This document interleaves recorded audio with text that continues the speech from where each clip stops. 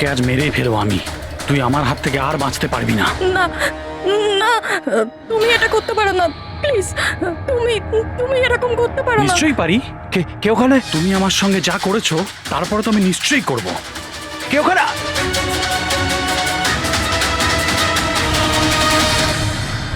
বাঁচাও বাঁচাও, please please help, বাঁচাও। তুমি এটা করতে পারো না, প্লিজ। কেউ আছো? কেউ আছো? বাঁচাও, please please help, please please বাঁচাও। ওখানে কে আছে? প্লিজ হেল্প হেল্প, কেউ বাঁচাও আমাকে, প্লিজ। কেউ আছো? কেউ আছো? প্লিজ বাঁচাও আমাকে, প্লিজ হেল্প, কেউ আছো? শোনো শোনো, প্লিজ, লেগে যাবে আমার। এই কি করছো? এই তোমার হাতে ওটা কি? তুই নিজের কাজ কর। এই দেবো তোকে টাকা। তুমি এটা কি করছো? তোর মতো মেয়েরা না আমার কাছে শুধু টাকাই পাস। ছেড়ে দাও বললাম না, সর এখান থেকে। গান ছাড়, গান ছাড়, লেগে যাবে বলছি। গান ছাড়, গান ছাড়।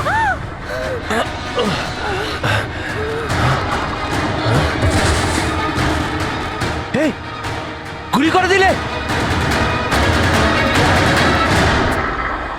গুলি করে দিল। হ্যাঁ, খুন খুন করেছে, খুন করে দিয়েছে পুলিশ, খুন করেছে পুলিশ। এই আরেকটা গুলি কে চালালো?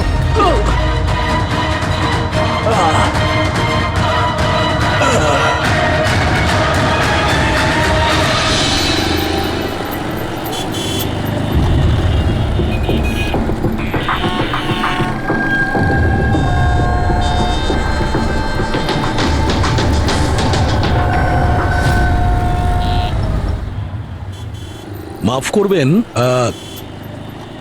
খুন আপনি দেখেছেন? কিন্তু আপনি দেখলেন কি করে?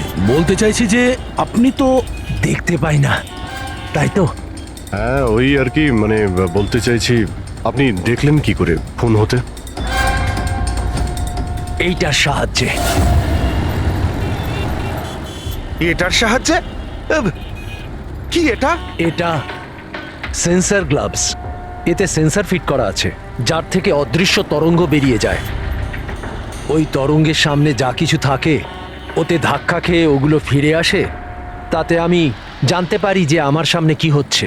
মানে এক প্রকার এটা আপনার চোখের কাজ করে? হ্যাঁ, আপনি সেটা বলতে পারেন। আরে কিন্তু এটা এটা কি করে হতে পারে? হতে পারে। এক মিনিট, আপনি আপনি একজন মহিলা, আপনি চুল বেঁধে রেখেছেন। স্যার, এটা তো ইনি আন্দাজেই বলছেন। আর আপনি আপনি বেশ গোলগাল দেখতে, হেলদি ইয়াং বয়। এটা তো ভুল বলেননি, দিন দিন তো মোটা হচ্ছ। ওয়েট তো চেক করেছিলাম স্যার, একটু কমও দেখাচ্ছিল। আপনি বলছেন যে এই ডিভাইসের সাহায্যে আপনি দেখেছেন কাউকে খুন হতে? একটা মেয়ের খুন হয়েছে স্যার, তাকে গুলি করা হয়েছে, গুলি। কোথায়? আই মিন এখানেই কাছাকাছি? না, এখানে নয়, এই এই জায়গাটা একটু এবড়ো খেবড়ো। ওটা খুব স্মুথ ছিল, ওখানে সিঁড়িও ছিল না। আচ্ছা, আপনি ওই জায়গা থেকে এখানে কি করে এলেন? জানি না, ঘটনাস্থলে কেউ আমাকে এখানে পিছন থেকে মারলো, আর তারপর আর কিছু জানি না। চোখ খুলে দেখলাম আমি এখানে। সঞ্জীব বাবু, কাল রাতে কি হয়েছিল আপনি আপনি ডিটেলসে বলুন আমাদের। আসলে আমি কাজ থেকে ফিরছিলাম, আর তখন আমার অটোটা একটা সিগন্যালে দাঁড়ায়। হে হে, ওদিকে কি, ওদিকে কি কি? আরে ভেতর থেকে তুমি একটা মেয়ের চিৎকার শুনতে পেলে না? মেয়ের চিৎকার? কি বলছেন কি আপনি? বাঁচাও। বের বললো। কি বলছেনটা কি আরে আপনি? আচ্ছা নাও, এটা তুমি রাখো রাখো। ঘটনাস্থলে আমি যখন পৌঁছলাম তখন দেখলাম যে একটা ছেলে আর একটা মেয়ে ছিল। ছেলেটার হাতে পিস্তল ছিল, গান। দুজনে ঝগড়া করছিল, ধস্তাধস্তি হচ্ছিল। খুন করেছে পুলিশ। এই আরেকটা গুলি। ব্যাস, যখন আমার চোখ খুললো তখন ওই ছেলেগুলো আমার গ্লাভস চুরি করবার চেষ্টা করেছিল আর আমি ওদের ধরে ফেলি।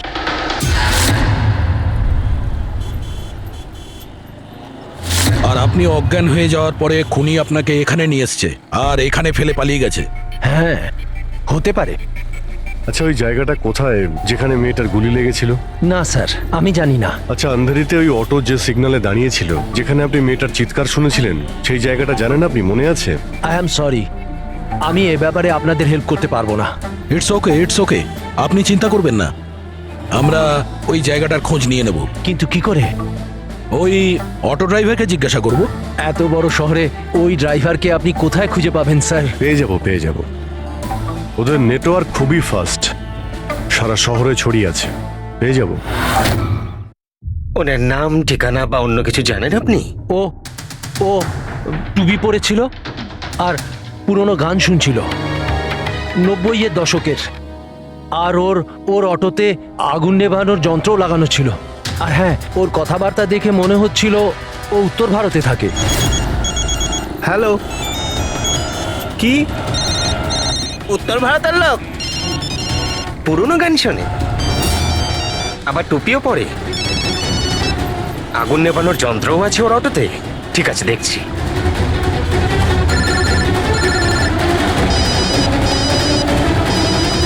হ্যালো হ্যালো রাজু, হ্যাঁ ভাই, সিআইডি অফিসারেরা একজন অটো চালককে খুঁজছে যে টুপি পরে আর ওর গাড়িতে নাকি একটা আগুন নেভানোর যন্ত্র লাগানো আছে।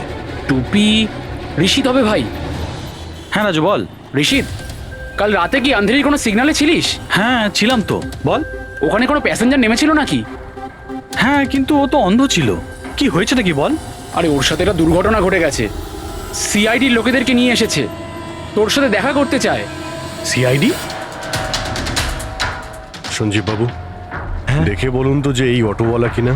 মনে পড়ছে কিছু আপনার? হ্যাঁ স্যার, ইনিই তো ছিলেন। হ্যাঁ, এই ছেলেটা। স্যার, আমি কিছু করিনি স্যার, আমি কোনো চিৎকার শুনিনি স্যার। হ্যাঁ স্যার, ইনি চিৎকার শুনেছিলেন, কিন্তু আমার স্ত্রী অসুস্থ ছিল, আমার হসপিটাল যাওয়ার ছিল, তাই আমি ওনাকে ছেড়ে চলে গেছি। আরে ভয় পেও না, তোমায় কেউ কিচ্ছু বলবে না। তুমি বলো এই লোকটাকে তুমি কোথায় নামিয়েছিলে? এই তো এই সিগন্যালে ছেড়েছি স্যার। তারপর ওই সিগন্যাল থেকে কোন দিকে গিয়েছিলেন উনি? এই সামনের গলিটার মধ্যে স্যার। ঠিক আছে, তুমি যাও। Thank you very much, thank you. আসুন। আসুন সঞ্জীব বাবু। অটোওয়ালা আপনাকে এই গলির মধ্যে আসতে দেখেছিল। এখানে দুটো রাস্তা আছে, একটা এটা আর একটা ওটা।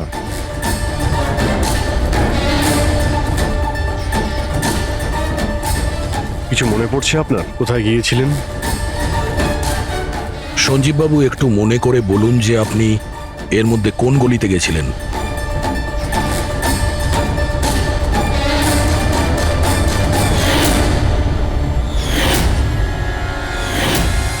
একটা পাখির মতো দেখতে মূর্তি ছিল।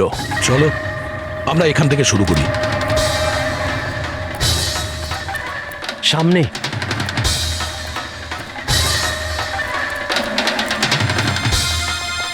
স্যার এই দেখুন।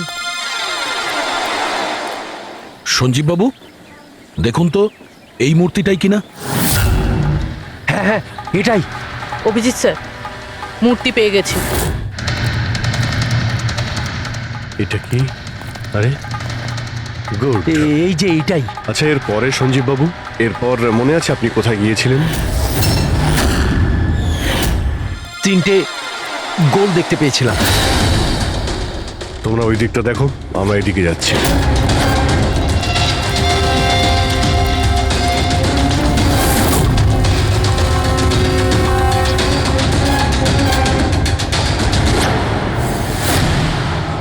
স্যার,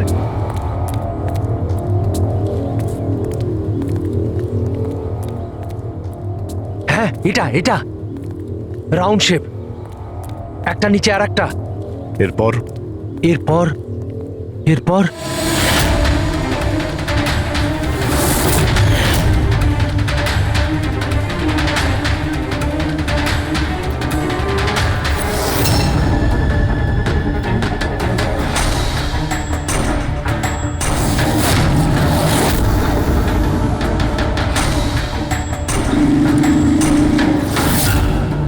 এদিকে এদিকে, এই যে। সাবধানে।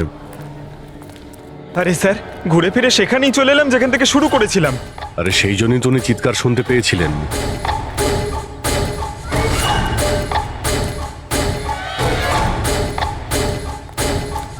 স্যার এই জায়গাটা একেবারে জনবসতির মাঝখানে, তাহলে গুলি চলার আওয়াজ কেউ শুনতে পাইনি কেন? কারণ গানে সাইলেন্সার লাগানো ছিল।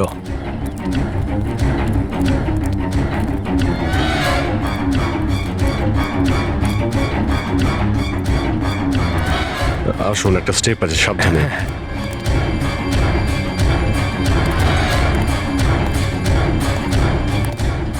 না না, ঠিক আছে।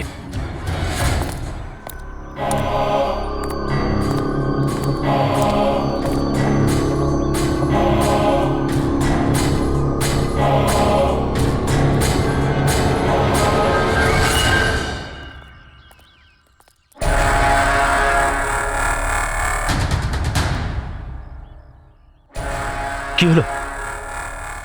আপনারা দাঁড়িয়ে পড়লেন কেন? কি আছে? লাশ পেলেন? সঞ্জীব বাবু, আপনি বলেছিলেন গুলিটা কোনো মেয়ের লেগেছিল। হ্যাঁ হ্যাঁ, মেয়ের গায়ে লেগেছিল। আমি তাকে ছুঁয়ে দেখেছিলাম। ওর গুলি লেগেছিল, রক্ত বেরোচ্ছিল। কেন বলুন, কি হয়েছে? লাশ এখানে আছে, কিন্তু কোনো মেয়ের নয়, কোনো ছেলের। কি?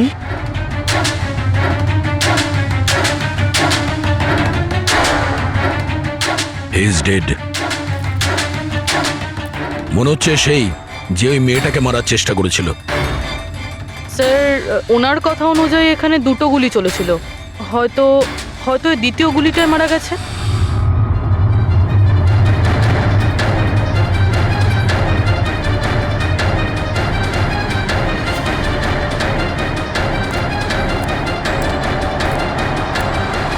স্যার, স্যার এখানেও তো রক্ত পড়ে আছে। ওটা যদি ওর রক্ত না হয় তাহলে ওই মেয়েটার হতে পারে। গুলি তো ওর এখানেই লেগেছিল স্যার। যদি মেয়েটার এখানে গুলি লাগে তো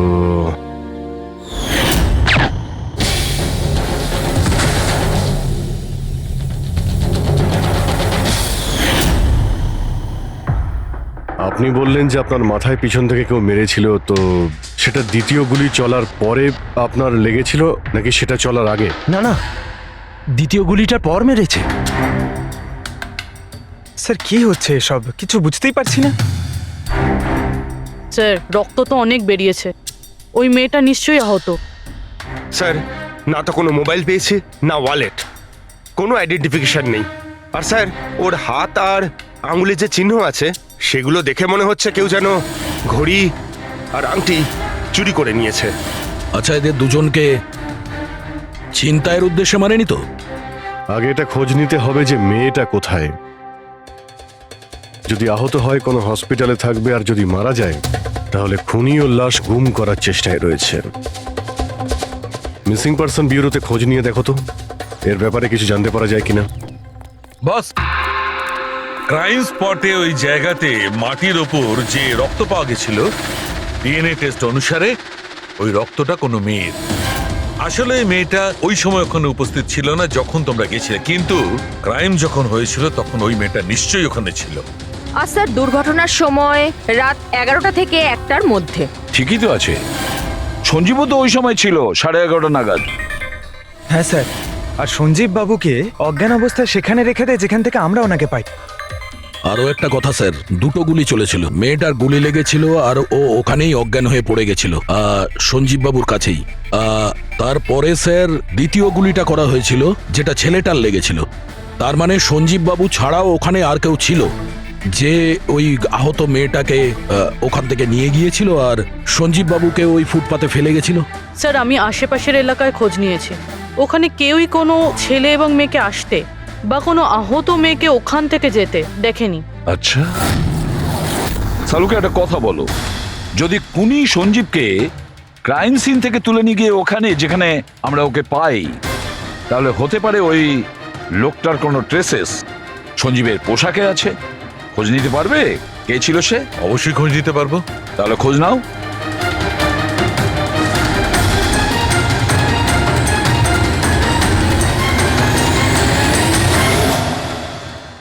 স্যার, লাশ শনাক্ত করা গেছে। ওর নাম হলো অনিকেত স্যার, আর ওর বাড়ির লোকজনও হারিয়ে যাওয়ার রিপোর্ট লিখিয়েছিলেন। অনিকেত, দেখুন আপনার ভাই অনিকেতের বডি আমরা বন্ধ কারখানায় পেয়েছিলাম। আপনারা কি বলতে পারবেন উনি কেন এখানে এসেছিলেন? আপনার ভাইয়ের খুন হয়েছে। আশা করব আপনারা আমাদের কাছে কিছুই লুকোবেন না। যদি আপনারা সত্যি না বলেন তাহলে আমরা তো খুনিকে ধরতেই পারবো না। স্যার এরকম কিছু নয় স্যার, গত কয়েকদিন ধরে খুবই অদ্ভুত বিহেভ করছিল। অদ্ভুত মানে? প্রায় বাইরে থাকতো স্যার, সারাদিন। আমরা অনেকবার জিজ্ঞাসা করার চেষ্টা করেছি, কিন্তু কিচ্ছু বলতো না। গতকাল সকালেও 11টা নাগাদ চলে গেছিল। কোথায় গেছিল কিচ্ছু বলেনি। সারা দিন ধরে স্যার ঘরে ফেরেনি। সকালে উঠে দেখি সারা রাতেও বাড়ি ফেরেনি। তারপরে গিয়ে আমি পুলিশের কাছে কমপ্লেন করি। তো সারাটা দিন ফোনে কোনো কথা হয়নি? স্যার আমি ওকে সারাদিন ধরে ফোনে কল করছিলাম, কিন্তু ফোনেই পাচ্ছিলাম না ওকে। এরকম কবে থেকে চলছিল? স্যার জানি না কবে থেকে। গত কয়েক বছর ধরে তো সিঙ্গাপুরেই ছিল। এই তো কিছু মাস আগেই ইন্ডিয়া এলো, তখন থেকেই এরকমই বিহেভ করছিল। সিঙ্গাপুরে কি কাজ করতেন ইনি? ওখানে হোটেলে জব করতো। এ বিবাহিত ছিল? না স্যার, বিবাহিত ছিল না। কোনো মেয়ের সাথে এর সম্পর্ক ছিল? কারণ মরার আগে ও কোনো মেয়ের সঙ্গে ঝগড়া করছিল। জানি না স্যার, আমরা কিছুই জানি না এর কোনো মহিলার সঙ্গে কোনো অ্যাফেয়ার বা বন্ধুত্ব আছে কিনা, কিছুই জানি না। স্যার স্যার এনাদের থেকে অনিকেতের নাম্বার নিয়ে আর কল রেকর্ডস চেক করি স্যার। তাতে জানতে পারি যে একটাও মেয়ের নাম্বার নেই স্যার, শুধু ছেলেদের সঙ্গেই কথা বলতো, আর বেশিরভাগই ওর সঙ্গে যারা কাজ করতো তাদের। আর স্যার মৃত্যুর আগেও ও কাউকে ফোন করেনি নিজের ফোন দিয়ে। কোনো মেয়ের নাম্বার পাওয়া যাচ্ছে না, এটা তো খুব অবাক কাণ্ড। স্যার খুবই সাদাসিধে লোক ছিল, শুধু নিজের কাজ নিয়েই ব্যস্ত থাকতো। ঠিক আছে, আপনারা যেতে পারেন। যদি দরকার হয় আপনাদের ডেকে নেব।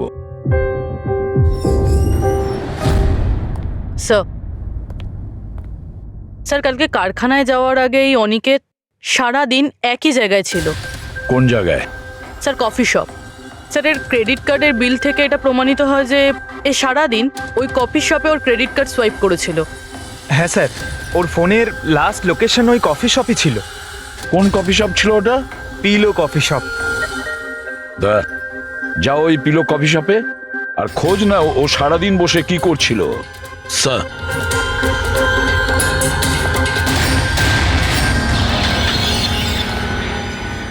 বস, কি খবর নিয়ে এসেছো? এমন খবর এনেছি যেটা আমাদের কাছে খুব জরুরি। কি? এর পোশাকের মধ্যে আমি কয়েকটা আলাদা আলাদা ডিএনএ স্যাম্পল পেয়েছি। কিছু মানে? কিছু মানে 5 জন লোকের ডিএনএ স্যাম্পল পেয়েছি। 5? হ্যাঁ 5, আর এই 5 জনই মেয়ে। আর সঞ্জীবের জামা কাপড় থেকে আমরা 2 ধরনের ডিএনএ পেয়েছি, আর এই দুটো স্যাম্পল অনিকেতের জামা কাপড় থেকে পাওয়া স্যাম্পলের সঙ্গে ম্যাচ করে গেছে। মানে 5 জনের মধ্যে 2 জন যারা অনিকেতকে ছুঁয়েছিল, ওরা আবার সঞ্জীব বাবুকেও ছুঁয়েছিল। তার মানে অভিজিৎ, এই পুরো কাজটা দুটো মেয়েই করেছে।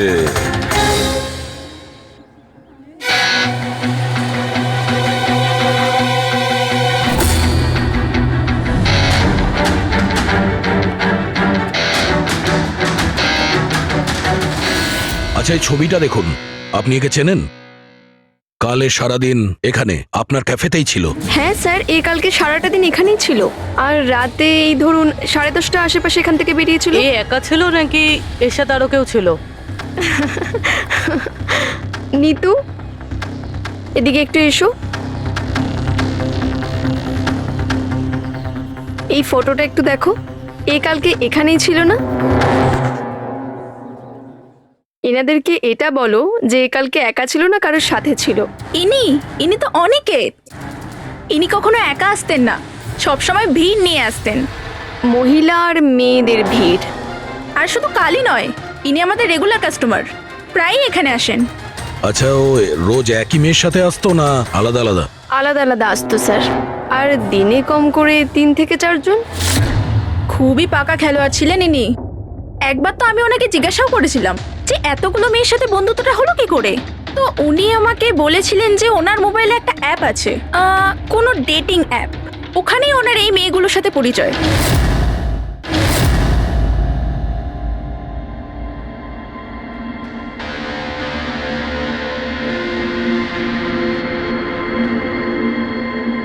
কিছু জানতে পেরেছো? হ্যাঁ স্যার, অনিকেতের ডেটিং অ্যাপের ব্যাপারে জানা গেছে। ওই অ্যাপটার নাম ম্যাচ আপ। Match up? এটা দুজনের সাথে বিয়ে দেওয়ার কোনো অ্যাপ নয় তো? হ্যাঁ স্যার, ওই রকমই কিছু। কিন্তু অনিকেত এই অ্যাপের ভুল ব্যবহার করেছে। ও এই অ্যাপের সাহায্যে এতগুলো মেয়ের সঙ্গে কন্ট্যাক্ট করেছে স্যার, আর ওদের সঙ্গে বন্ধুত্ব করেছে। আর মনে হচ্ছে বিয়েও কাউকেই করতে চায়নি, শুধুমাত্র টাইম পাস করছিল। এই অ্যাপে শুধুমাত্র চ্যাটিংই হয়, আর কারো নাম্বার এই অ্যাপে শো করে না স্যার। স্যার, আমরা অ্যাপ ডেভেলপ কোম্পানি থেকে 4টে মেয়ের ব্যাপারে খোঁজ নিয়েছি। অনিকেত যাদের খুব টাচে ছিল, ইনফ্যাক্ট মার্ডার হওয়ার দিনও ওদের সঙ্গেও ক্যাফেতে দেখা করেছিল। পুরবি কথা বলছে। প্রথম মেয়েটা হলো মোনা। হ্যাঁ, আমি দেখা করেছিলাম ওনার সাথে কফি শপে এই 4টে নাগাদ। কফি খেয়েছিলাম আর একটু কথাও বলেছিলাম আমরা। তারপর আমাকে বেরোতে হলো, আমার কিছু আর্জেন্ট কাজ ছিল। স্যার, এ বলছে যে কফি শপের পরে ও বিউটি পার্লারে গিয়েছিল, আর ওখান থেকে একটা মুভির প্রিমিয়ারে। দ্বিতীয় জন হলো রূপালী। তাহলে বলো, তোমার কি বক্তব্য? ও অনেক দিন ধরে আমার পেছনে পড়েছিল, খালি বলতো দেখা করো দেখা করো। ভীষণই বোরিং ছিল, আই টেল ইউ। ওর সাথে 1 কাপ কফি যে আমি কিভাবে খেয়েছি, আর কফিটা শেষ হওয়ার সাথে সাথেই আমি ওখান থেকে বেরিয়ে গেছি। ও বলেছিল স্যার ও অনিকেতের সঙ্গে 6টার সময় দেখা করেছিল, আর তারপরও ফ্যামিলি ফাংশন অ্যাটেন্ড করতে আন্ধেরি গিয়েছিল। আর তৃতীয় অঞ্জু স্যার। ওর সাথে তো সময়টা বুঝতেই পারিনি। কত ভালো ভালো কথা বলতো, আপনি জানেন আমরা সেদিন কত কথা বললাম। হঠাৎ করে ও বললো ওকে কোথাও যেতে হবে। আমরা ডিসাইড করলাম যে আমরা আবার দেখা করব, আর তারপর চলে গেল। এই মেয়েটা কফি শপ থেকে বাইরে বেরিয়ে হয়নি। এর স্টেটমেন্ট অনুযায়ী ও কফি শপেই বসেছিল কফি শপ বন্ধ হওয়া পর্যন্ত, 12টা অবধি। স্যার, এদের স্টেটমেন্ট আমরা ক্রস চেক করেছি, ঠিকই বলছে। স্যার, সঞ্জীববাবু বলছেন কোনো মেয়ের গুলি লেগেছিল। এদের 3জনকে চেক করা হলো, কিন্তু কোনো আঘাতের চিহ্ন নেই। তোমরা তো 4টে মেয়ের কথা বলেছিলে, তাহলে চতুর্থ মেয়েটি গেল কোথায়? স্যার, 4 নম্বর মেয়েটা হলো এরিকা। আমরা এই অ্যাপের সাহায্যে ওর সঙ্গে কন্ট্যাক্ট করার চেষ্টা করেছিলাম, কিন্তু ও কোনো রেসপন্স করেনি। তাহলে এক কাজ করো, ওই মেয়েটার সঙ্গে গিয়ে দেখা করো।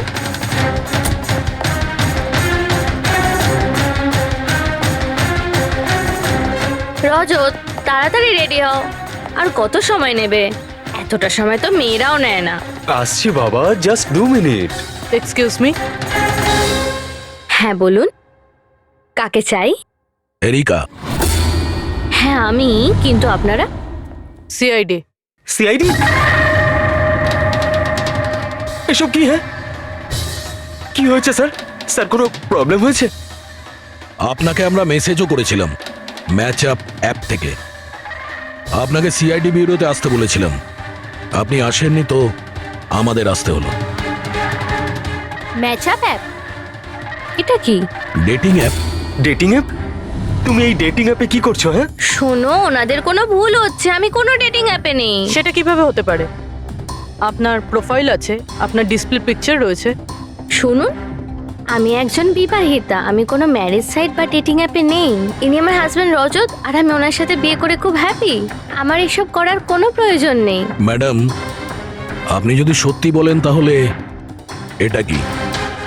আপনার প্রোফাইলে এই ডেটিং অ্যাপে কি করে? দেখুন, আমি সত্যি বলছি, আমি জানি না এটা কি। আমি এরকম কোনো প্রোফাইলই বানাইনি। তো আপনি এটা বলতে চাইছেন যে আপনার নামে কেউ ফেক আইডি বানিয়েছে?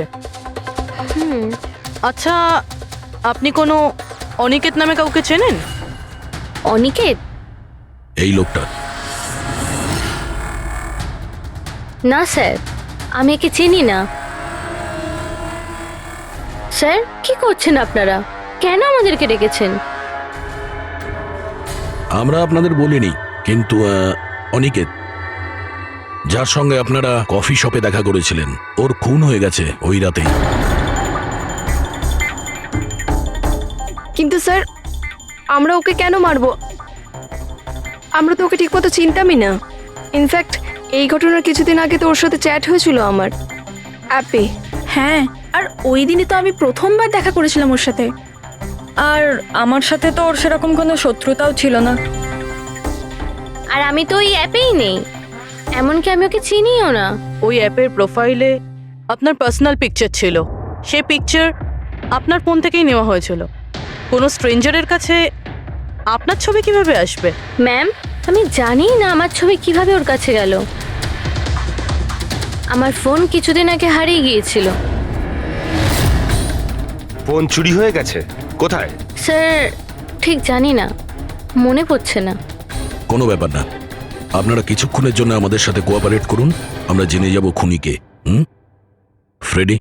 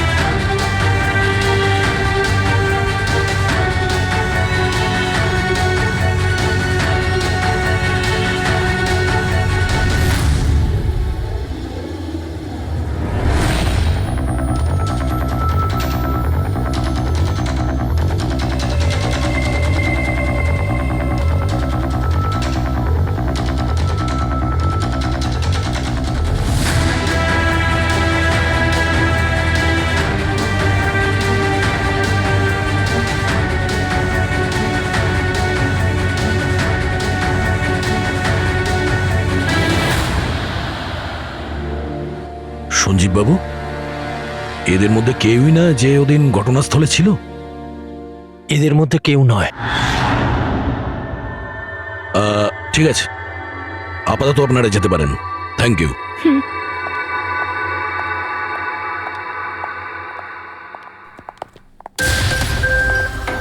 না স্যার, এদের মধ্যে তো কেউ না। স্যার, বাকি তিনজনের মতন ওরও কোনো চোট নেই, কিন্তু কিন্তু ওই মেয়েটার আঘাত ছিল, চলার অবস্থাই ছিল না। কিন্তু শালুকে যে আমাকে বলল ও সঞ্জীবের পোশাকে যে ডিএনএ টেস্ট করেছিল তাতে তো দুটো মহিলার ট্রেসেস পাওয়া গেছে। ঠিক আছে, কিন্তু একজন আহত হতে পারে, আরেকজন সেও তো ওই চারজনের মধ্যে একজন হতে পারে। স্যার, এই চারজনের জল খাওয়ার গ্লাসগুলো ফরেন্সিকে পাঠিয়ে দিয়েছি, রিপোর্ট আসবে। স্যার, হ্যাঁ স্যার ওই দুটো মেয়ের ডিএনএ এই চারজনের সঙ্গে ম্যাচ করেনি। কি ম্যাচ হচ্ছে না? তাহলে মেয়ে দুটোকে পাবো কি করে?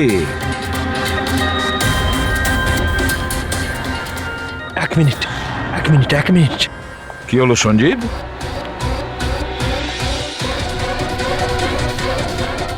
এসিপি স্যার, আমি এই গন্ধটা চিনি।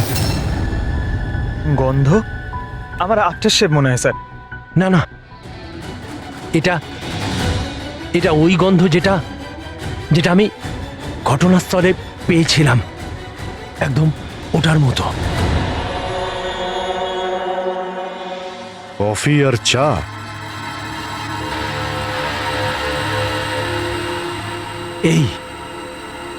এই গন্ধটা ঘটনাস্থলে, এই গন্ধটাই ছিল।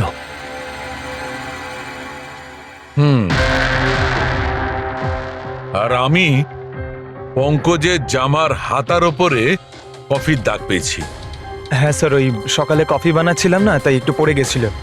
তার মানে ডক্টর শালুকে ওই ক্রাইম সিনে কফি আর চায়ের মিশ্রিত একটা গন্ধ ছিল। ক্রাইম সিনে না খুনির কাছে? চা আর কফির মিশ্রিত কোনো স্মেল তখনই আসে যখন সে বারবার চা আর কফি বানায়, যেমন কোনো কুক বা কেউ কফি শপে কাজ করলে, যেমন পিলো কফিতে। পুরো একটা কাজ করো, এরিকাকে জিজ্ঞেস করো যে ওর ফোন পিলো কফি শপের আশেপাশে হারিয়েছিল কিনা।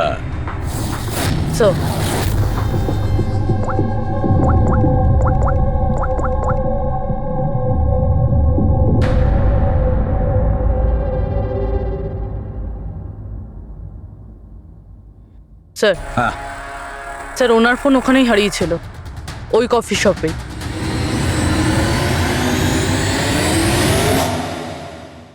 এই মেয়েটা এখানে প্রায়ই আসে না? হ্যাঁ, এনাকে দেখেছি তো এখানে। এর ফোনটা হারিয়ে গেছে। তো এর ফোনটা যখন হারিয়েছিল এখানে ডিউটিতে কে ছিল?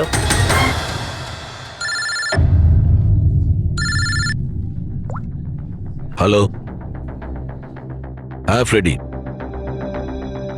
ও গুড, ঠিক আছে, আমরা এক্ষুনি ওখানে পৌঁছচ্ছি। পুরবি, স্যার ফ্রেডির ফোন ছিল।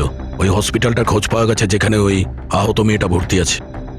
স্যার ওই মহিলাই যে অনিকেতের খুন করেছিল? হ্যাঁ ওই মেয়েটা। আমাদের এক্ষুনি ওখানে যেতে হবে। স্যার আমাদের এখন বেরোতে হবে, কিন্তু যতক্ষণ অবধি জিজ্ঞাসাবাদ কমপ্লিট না হচ্ছে কেউ কফি শপ থেকে বেরোবে না।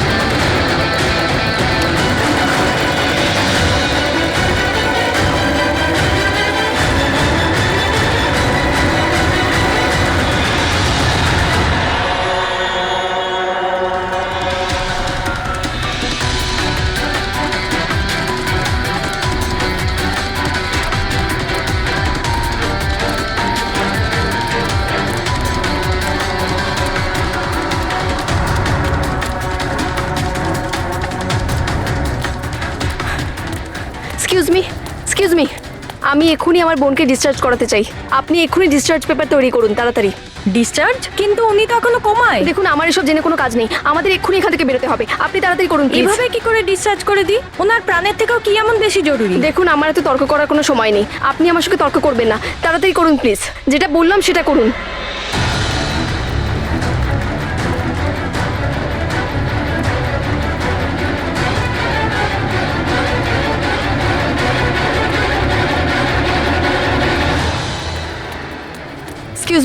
এক্সকিউজ মি, আমার দিদি স্বপ্নাকে এক্ষুনি ডিসচার্জ করাতে হবে, এক্ষুনি। ওর বিলের টোটাল অ্যামাউন্টটা বলবেন প্লিজ।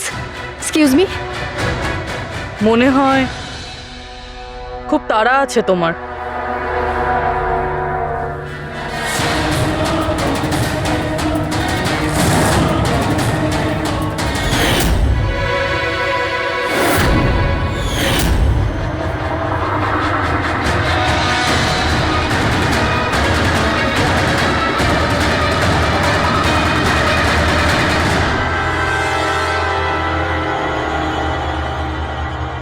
ক্যাফেতে ওই ফোন কলটা, ওটা আমাদেরই প্ল্যান ছিল। আমরা এটাই দেখতে চাইছিলাম যে ওই আহত মেয়েটার মিথ্যে খবরের জালে কে ফাঁসে। আর তুমি ফেসে গেলে। এটাও ভাবলে না যে সিআইডি তোমাকে ফলো করছে। তুমি নিজেই আমাদের এখানে নিয়ে এসেছো, আর তাই পালিয়ে কোনো লাভ নেই। সেই জন্য তোমার জন্য এটাই ভালো হবে, নিজের অপরাধ স্বীকার করে নাও।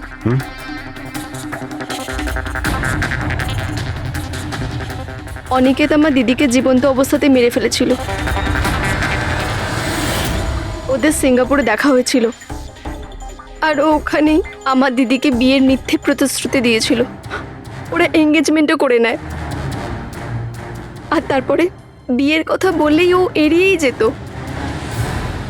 আমার দিদি যখনই বিয়ের ডেট ফিক্সড করার কোনো কথা তুলতো, তখন সবসময় কোনো না কোনো অজুহাত দিতে শুরু করতো।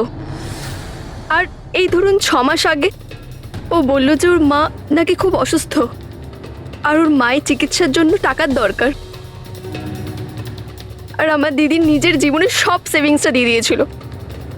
আর ও বলল যে ও সিঙ্গাপুর থেকে ফিরে এসেই আমার দিদিকে বিয়ে করবে। আর টাকা পয়সা নিয়ে অনিকেত সিঙ্গাপুর থেকে মুম্বাই আসে। হ্যাঁ, স্বপ্ন ওর অপেক্ষা করতে থাকলো, আর সেটাও পুরো 3 মাস ধরে। তারপরে একদিন আমি দেখলাম যে ও মুম্বাইয়ের ওই ক্যাফেতে ছিল, তাও আবার অন্য মেয়েদের সাথে। তার মানে ও স্বপ্নাকে বিয়ে করতেই চায়নি? না, ও স্বপ্নাকে ঠকাচ্ছিল।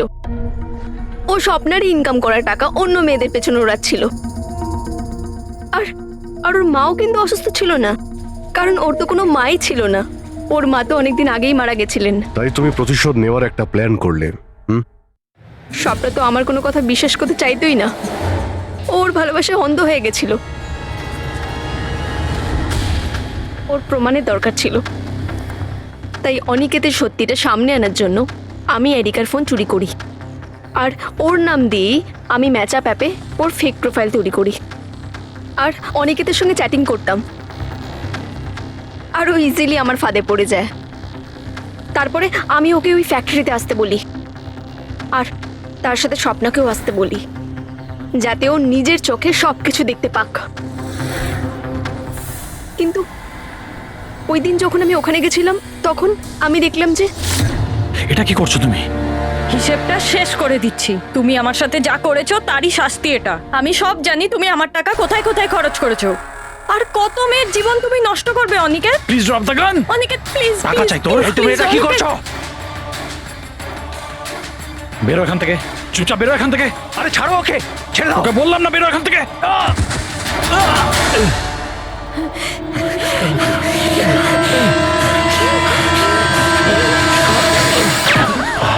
এই, গুলি করে দিলে, গুলি করে দিল। হ্যাঁ, খুন খুন করে দিয়েছে পুলিশ। এই, আরেকটা গুলি কে চালালো? আরেকটা গুলি চালিয়েছে পুলিশ।